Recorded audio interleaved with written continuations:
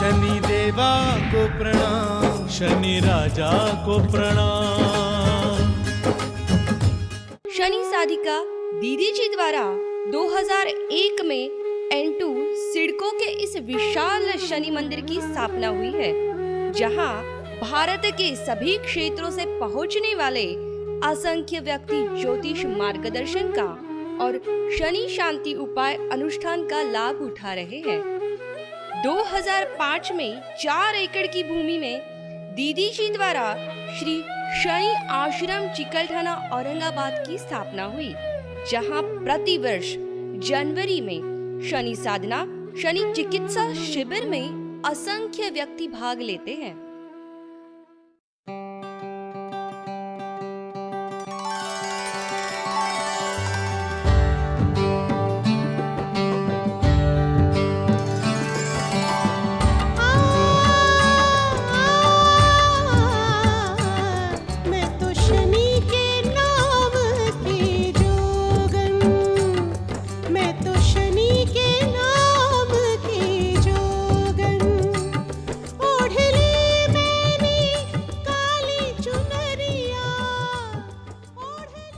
आपकी श्री शनिदेव जी की कठोर साधना से 26 किताबें, 26 सीडीज उपलब्ध है। आपके द्वारा भारत के 8 बड़े मंदिरों में शनिदेव जी की प्रतिष्ठा स्वयं पुरोहित बनकर की है। बम्बई की फिल्मी दुनिया में, बॉलीवुड में आप उनकी निजी मार्गदर्शक शनि एक्सपर्ट दीदी जी के नाम से प्रसिद्ध है। जन्म पत्रिका निर्माण में आपकी बराबरी कोई नहीं कर सकता। भारत के सैकड़ों कार्यक्रमों की सफलता के अलावा विदेशों में Nepal, Dubai, Malaysia, Singapore, Bangkok, USA आदि में अनेक आयोजन करने वाली आप भारत की पहली आध्यात्मिक महिला है।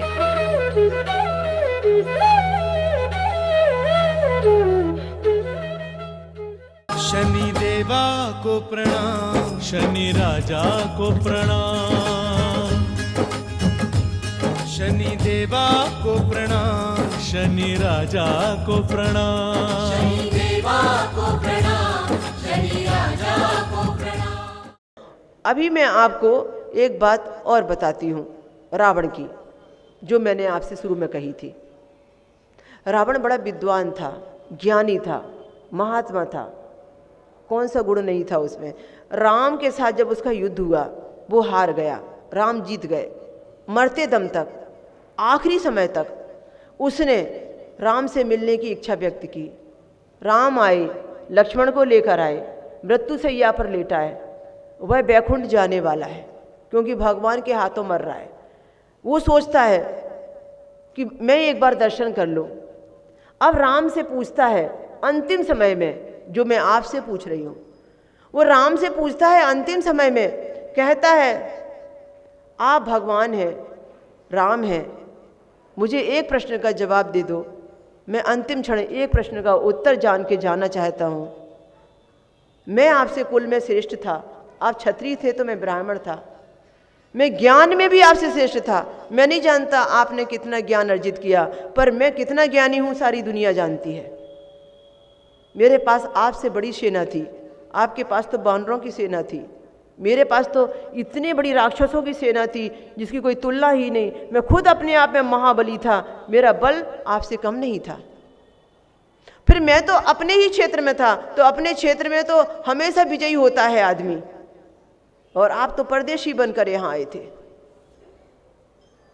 हर दृष्टिकोण से मैं अर्थ में भी आपसे बली था, मैं दानवीर भी था, मैं हर दृष्टिकोण से आपसे ज़्यादा ज्ञानी था। उसके बावजूद भी मुझे इतना तो बता दीजिए मेरे जीवन के अंतिम क्षण में कि आप जीते कैसे, मैं हारा कैसे। मैं कैसे हारा और आप कैसे जीते, ये भेद मुझे बताइए। मुझे सिर्फ एक प्रश्न का जवाब चाहिए कि ये सब होने पर भी आप जीत कैसे गए और मैं हार कैसे गया। तो राम ने क्या जवाब दिया पता है? राम ने कहा, रावण जवाब सुनो। रावण, मैं चरित्रवान और तुम चरित्रहीन।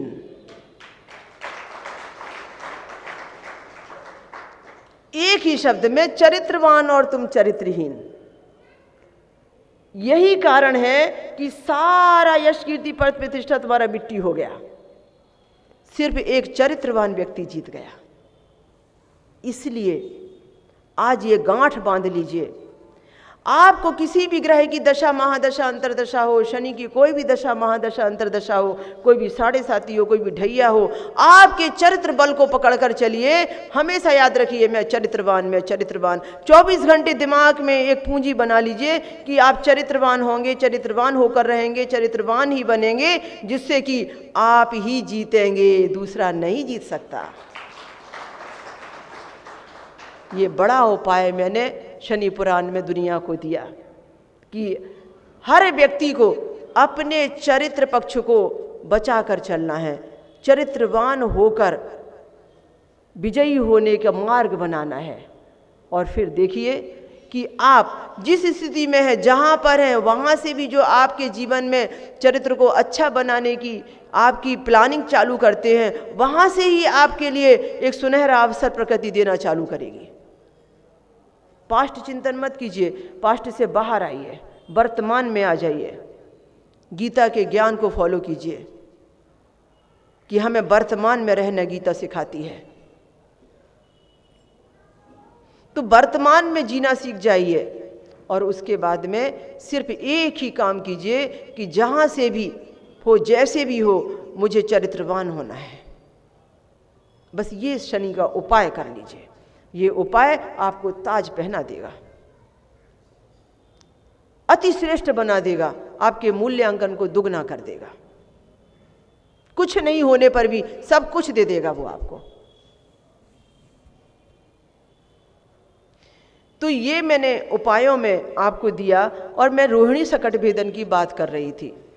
रोहिणी एक नक्षत्र का नाम है और उस रोहिणी नक्षत्र में 27 नक्षत्र का एक नक्षत्र है रोहिणी, जिसके स्वामी चंद्रमा है। उस रोहिणी नक्षत्र में शनि महाराज का जब जब प्रवेश होता है तब तब कहते थे कि 12 साल तक भी अकाल आ सकता है, सूखा पड़ सकता है, प्रकृति नष्ट भ्रष्ट हो सकती है, प्राकृतिक विपदाएं आ सकती हैं, बहुत तकलीफें बढ़ सकती हैं। तो रोहिणी नक्षत्र में प्रवेश से शनिदेव को रोकना चाहिए, रोका जाता था, रोकने की प्रार्थनाएं चलती थी।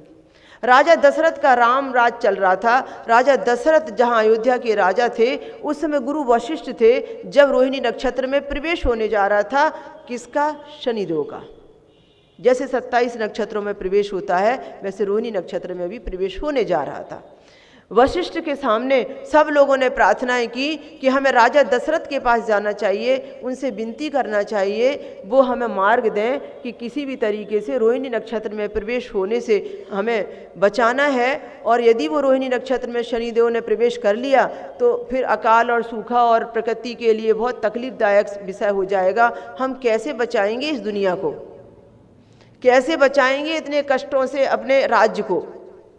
इसलिए हमें दशरथ के पास जाकर ये प्रार्थना करना चाहिए कि वो कोई मार्ग निकालें। वशिष्ठ जी ने अपने ग्रुप के साथ, संतों ऋषियों के साथ राजा दशरथ के पास आकर ये प्रार्थना की कि महाराज आप बताइए, आप राजा हैं, प्रजा पालक हैं, मार्ग दीजिए, रोहिणी नक्षत्र में शनिदेव प्रवेश करें और उसके बाद में ये सब सृष्टि नष्ट हो जाए, उसके बाद में हमारा राज्य तरसने लगे अन्न को, उसके पहले हम कैसे रोकें शनि महाराज जी को रोहिणी सकट भेदन से। राजा दशरथ तो प्रजा पालक थे, ज्ञानी थे, वे ज्ञाता थे, वे जानते थे कि राम की जो भी हमारे राज्य की रक्षा करने का उत्तरदायी है वो राजा ही होता है। राजा ने कहा मैं कोशिश करूंगा, मैं शनि लोक जाऊंगा, मैं कोशिश करूंगा, शनिदेव को रोहिणी नक्षत्र में प्रवेश ना करने दूंगा, मेरी प्रार्थना वो जरूर सुनेंगे। वशिष्ठ जी ने कहा पर ये तो मुमकिन नहीं लगता, क्योंकि शनि महाराज जी से वाद विवाद करने से फायदा नहीं है, वो अपने प्रकृति के नियमों को बदलने वाले नहीं हैं, वो हर नक्षत्र में प्रवेश करते हैं, इसमें भी प्रवेश करेंगे, वो ना मानेंगे, आपका जाना व्यर्थ हो जाएगा। राजा ने कहा, प्राण जाए पर वचन न जाई, मैं जाऊंगा जरूर, मैंने वचन दिया है, प्रजा की रक्षा के लिए मैं रोहिणी नक्षत्र में प्रवेश उनको नहीं करने दूंगा, ये मेरा आपसे वचन है। और मैं हर दृष्टिकोण से अपने राज्य को ही नहीं, ये पूरे क्षेत्र को बचाने की कोशिश करूंगा, मुझे मेरे राष्ट्र की रक्षा करनी है। फिर क्या हुआ, राजा दशरथ शनि लोक पहुंच गए। राजा दशरथ अपने वायुयान पर सवार होकर शनि लोक पहुंच गए, और शनि लोक पहुंचने के बाद में देखने लगे कि जब रोहिणी नक्षत्र में प्रवेश करेंगे शनि महाराज, तो मैं उन्हें प्रवेश करने से पहले रोकूंगा, प्रार्थना करूंगा, विनती करूंगा, अर्चना करूंगा और उनसे कहूंगा कि सब पर कृपा दया बना के रखें, शनि महाराज इसमें प्रवेश ना करें। जैसे ही उन्होंने रोहिणी नक्षत्र के नज़दीक आते शनि महाराज जी को देखा, वैसे ही शनि महाराज से वो प्रार्थना करने लगे कि शनि महाराज जी, आपसे विनती है, मैं आपको मनाने आया हूँ, मैं आपसे विनती करने आया हूँ, मैं प्रजापालक हूँ, मैंने वचन दिया है प्रजा को कि मैं आपको इस नक्षत्र में प्रवेश से रोकूंगा, मैं कष्ट नहीं आने दूंगा, मैं सृष्टि की रक्षा करूंगा, मैं मानव और प्राणियों की रक्षा करूंगा, आप मुझे मार्ग दीजिए, मैं मेरे प्राण गंवाकर भी मैं ये वचन निभाऊंगा, इसलिए मेरी आपसे विनती है, मैं आपसे प्रार्थना करता हूँ कि किसी भी तरीके से आप ये नक्षत्र में प्रवेश होने से कोई दूसरा मार्ग दीजिए, प्रवेश मत कीजिए। शनि महाराज जी ने कोई प्रार्थना स्वीकार नहीं की। राजा दशरथ ने जो उस समय संस्कृत में स्तोत्र बनाए, विनती की, प्रार्थना की, वो बहुत ही मार्मिक है, बहुत ही दर्दनाक है, हार्ट टच है, बहुत ही प्यारी स्तुति है, जिसका नाम दशरथ उवाच रखा गया। और सुनते रहे शनि महाराज जी, और सोचते रहे कि क्या असर है मेरे ऊपर, मैं तो ये प्रकृति के नियम को तोड़ नहीं सकता, ये क्यों मुझे हट कर रहे हैं, क्यों मुझसे कह रहे हैं कि रोहिणी में प्रवेश ना करो, ये कैसे हो सकता है। आखिरी दम तक ये सोचते रहे, पर लास्ट में उनका हृदय पिघल गया। लास्ट में उनका हृदय पिघल गया जब देखा कि दशरथ कहते हैं कि मेरे प्राणों के ऊपर में वार करके, मेरे ऊपर से निकलकर, मुझे भेदन करके, मुझसे युद्ध करके मैं अपने आप को हरा लूं, उसके बाद ही आप इसमें प्रवेश कर पाएंगे, जीते जी तो मैं आपको इसमें प्रवेश ना करने दूंगा, क्योंकि मैंने वचन दिया है और वचन की रक्षा के लिए मेरे प्राण भी जाएं तो मैं सोचूंगा नहीं, इसलिए मैं तो आपको जीते जी प्रवेश न करने दूंगा। ये सारी बातें शनिदेव को इतना द्रवित कर गई, करुणामय थी कि शनिदेव ने सोचा कि अब तो अभी दशरथ के आगे अपना ये नियम तोड़ देना ही सबसे अच्छा है। और उन्होंने कहा कि राजा दशरथ, जो अभी तक नहीं हुआ वो अब होने जा रहा है। प्रकृति के नियम को अलग तरीके से तुम विपरीत दिशा में ले जाने वाले पहले राजा हो। तुम कहते हो कि इसमें प्रवेश ना करूं, तो मैं तुम्हें वचन देता हूं कि मैं रोहिणी शकट भेदन नहीं करूंगा। कहते हैं कि तब से हमारे यहाँ ये अकाल, तब से हमारे यहाँ सूखा, तब से हमारे यहाँ ये अतिवृष्टि, तब से हमारे यहाँ ये प्राकृतिक आपदाएं आना लगभग ना के बराबर हो गई या बहुत कम हो गई, जो सालों चला करती थी। तो इसके बाद में राजा दशरथ ने तो मना लिया उनको, और मनाने के बाद में बहुत सुंदर स्तोत्र पाठ किया। और जो स्तोत्र पाठ आया तो दशरथ से प्रसन्न होकर कहा शनिदेव ने, राजा दशरथ, मैं तुमसे बड़ा प्रसन्न हूँ, मैं तुम्हें आशीर्वाद देता हूँ कि तुम्हारे वंश में बहुत वृद्धि होगी, तुम्हारी पीढ़ियाँ भी अमर हो जाएंगी। राजा दशरथ तो हैरान रहे, वंश तो है नहीं, वंश में वृद्धि होगी कहाँ से, अभी पीढ़ियाँ कहाँ से आई, यहाँ तो संसार में अभी पुत्र सुख ही नहीं मिला है। कहा कि तुम्हारी पीढ़ियाँ भी तुम्हारा गुणगान करेंगी और तुम अमर हो जाओगे और तुम वंश वृद्धि करोगे। राजा तो बड़े खुश हो गए कि वंश वृद्धि का आशीर्वाद मिल गया, अब तो मुझे औलाद होगी। दिलाता नहीं कोई शनि जैसा, कल्पना नहीं की थी। आए नहीं थे अपने स्वार्थ के लिए, आए थे परमार्थ के लिए। पर हमेशा याद रखो, जब जब हम परमार्थ के लिए 2 कदम आगे बढ़ते हैं, हमारा स्वार्थ तो अपने आप उसमें रंग ले आता है, अपने आप झोलियाँ भर जाती हैं। पर स्वार्थ को देखकर परमार्थ करते हैं तो हार जाते हैं। परमार्थ करेंगे तो स्वार्थ के लिए सोचना नहीं पड़ता, अपने आप ऊपर वाला व्यवस्था करता है आपके जीवन के सुख को लेकर। जानते थे शनि महाराज इनको संतान चाहिए, ये तरस रहे हैं संतान के लिए। उन्होंने कहा तुम्हारी पीढ़ियां याद रखेंगी, तुम वंश वृद्धि पाओगे। उसके बाद में ये कहा गया कि शनि महाराज ने कहा कि तुमने जिस तरीके से मुझे मनाया, जैसे ये दशरथ उवाच बोला, जैसे दशरथ उवाच से मैं प्रसन्न हो गया, जो भी व्यक्ति मेरे समय में इस दशरथ उवाच का पाठ करेगा, इस तरीके से द्रवित होकर, करुणामय होकर प्रार्थना करेगा, अपने लिए मुझे मनाएगा, मैं तुम्हें वचन देता हूँ कि मैं उसकी ज़िंदगी में अति शीघ्र उन कष्टों से उसे मुक्त कर दूंगा और मैं उसे वह सब कुछ दूंगा जिसके लिए उसने मुझे मनाया है, ये दशरथ उवाच का पाठ करके। तो मैं आपको सुनाने जा रही हूँ अब दशरथ उवाच, और आप ध्यान लगाकर सुनेंगे वो दशरथ उवाच। हालांकि है तो बहुत लंबा चौड़ा, पर समय के अभाव को देखकर मैं आधा ही करूंगी। पर आपको यह बताना चाहूँगी कि जो शनि पुराण के ऑडियो में मैंने पूरा डाला है, उसको आप जरूर सुने एक बार।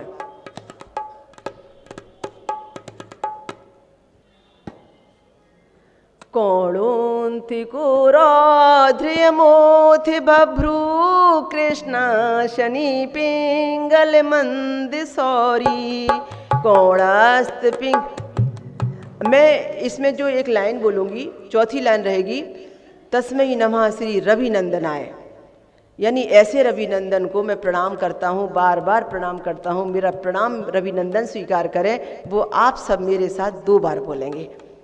उसके साथ में फिर मैं आगे आगे बढ़ते जाऊंगी, और इसका जो हिंदी अर्थ है वो अभी मैं नहीं बताऊंगी समय के अभाव में, पर मैं बोलूंगी स्त्रोत, उसमें तस्मै नमः श्री रविनंदनाय हम सभी एक साथ बोलेंगे। कौणोन्ति कोराध्रियमोथि बभ्रू कृष्णा शनि पिंगल मंद सौरी नित्यं स्मृते हरते च पीड़ा तस्मै नमः श्री रविनंदनाय तस्मै नमः श्री रविनंदनाय तस्मै नमः श्री रविनंदनाय तस्मै नमः श्री रविनंदनाय। सुरासुराः किं पुरुषोर्गेन्द्राः गन्धर्वविद्याधरपन्नगाश्च पीदन्ति सर्वेऽपि विषमस्थितेन तस्मै नमः श्री रविनंदनाय तस्मै नमः श्री रविनंदनाय। नरा नरेन्द्राः पशवो मृगेन्द्राः वन्यशयकीटपतङ्गभृङ्गाः पीदन्ति सर्वेऽपि विषमस्थितेन तस्मै नमः श्री रविनंदनाय तस्मै नमः श्री रविनंदनाय। तिलैर्वैमषी गुणान्निदाने लोहेन नीलाम्बरदान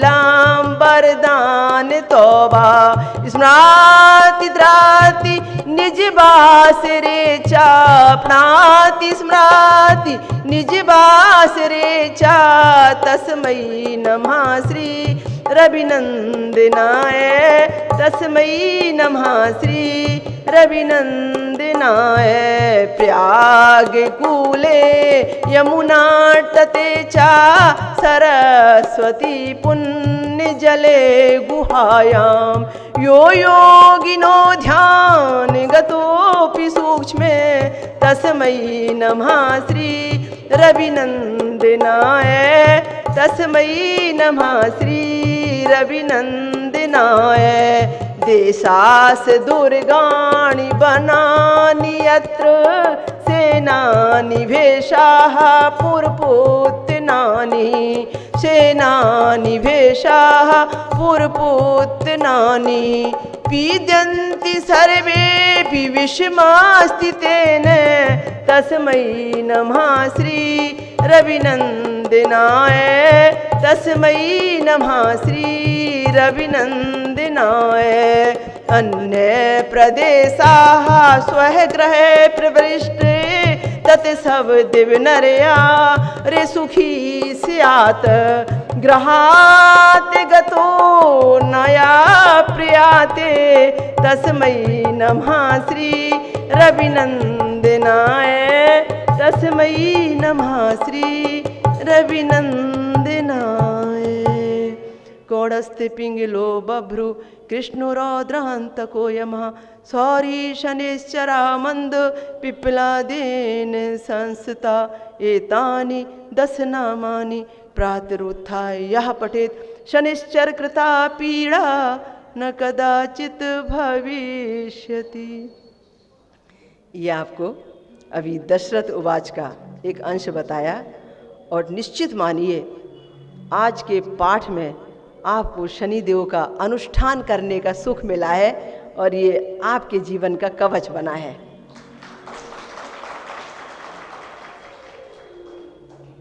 हम कार्यक्रम के समापन की तरफ बढ़ रहे हैं।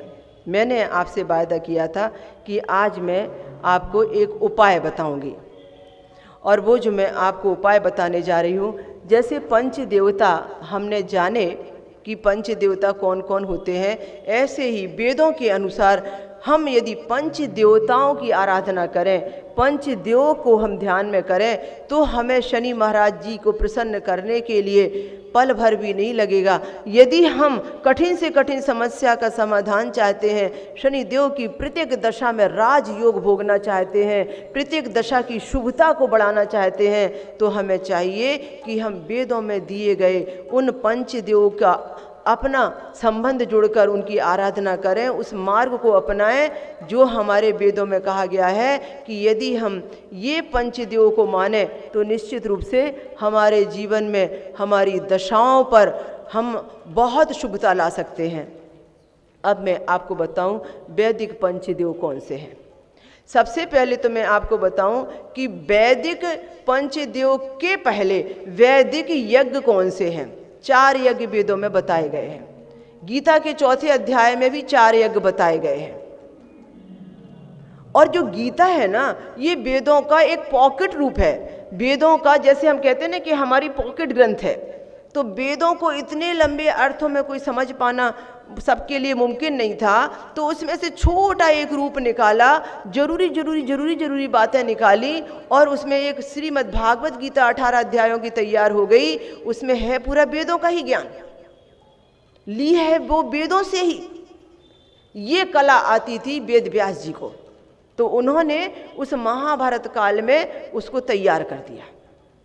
अब भगवान श्री कृष्ण के मुख से उच्चारण होने के नाम से वो हमारे लिए बड़ी लोकप्रिय और मान्य हो गई और हमारी श्रद्धा का विषय भी हो गई, हमारा ओरिजिनल धर्म ग्रंथ। तो वेदों में जो कहा गया है 4 यज्ञ के बारे में और गीता में जो कहा गया है 4 यज्ञ के बारे में, वेद कहते हैं कि पहला है ब्रह्म यज्ञ। मैं जो ज्ञान का प्रचार कर रही हूँ ये ब्रह्म यज्ञ के अंतर्गत आता है। आप जो धर्म का प्रचार करेंगे और किसी व्यक्ति को अपने संप्रदाय से जोड़ने की बात नहीं करेंगे, आप जिसे मानते हैं उसे मानने के लिए किसी को मजबूर नहीं करेंगे, पर निश्चित रूप से जो धर्म की जो अच्छी बातें हैं, जो ज्ञान की अच्छी बातें हैं, जो परमार्थ के लिए जरूरी हैं, वो जन कल्याण के जरूरी हैं, आप उसका प्रचार प्रसार करते हैं। आप वेदों का, हमारे धर्म संस्कृति का प्रचार प्रसार करते हैं, धार्मिक ग्रंथों का प्रचार प्रसार करते हैं, तो आप ब्रह्म यज्ञ के पुण्य भागीदार बनते हैं, ब्रह्म यज्ञ करते हैं आप। और दूसरा यज्ञ जो होता है वो होता है अग्नि यज्ञ, जिसे कहा गया है देव यज्ञ। जितने भी देवता हैं, जितनी भी महाशक्तियां हैं, जितने भी ग्रह हैं, जितने भी प्रजापालक हैं, जितने भी विश्व ब्रह्मांड में व्याप्त ऐसी शक्तियां हैं जिन्हें हम पूजनीय कहते हैं, वो सब यज्ञ के माध्यम से हमारे पूरे के पूरे कार्य को स्वीकार करती हैं, हमारे धर्म बल को बढ़ाती हैं, नैवेद्य लेती हैं, उसके माध्यम से परमार्थ का हम बीज बोते हैं, हम यज्ञ परंपरा के माध्यम से आगे बढ़ते हैं। ये यज्ञ विधान वैदिक है, जिसे कई बार हम रोज सुबह सुबह ब्रह्म मुहूर्त में यदि घर में ही हवन करें तो अग्निहोत्र का नाम देते हैं। आर्य समाज में भी जहाँ कहीं भगवान के मूर्ति पूजा के उपासक नहीं है, वो मंदिर में जाने के लिए बाध्य नहीं है, वो सिर्फ वेदों को ही मानते हैं, वो व्यक्ति भी हर उत्सव पर साप्ताहिक एक निश्चित समय पर यज्ञ किया करते हैं। यज्ञ से वंचित वो भी नहीं है, यज्ञ को सर्वोपरि मानते हैं वो।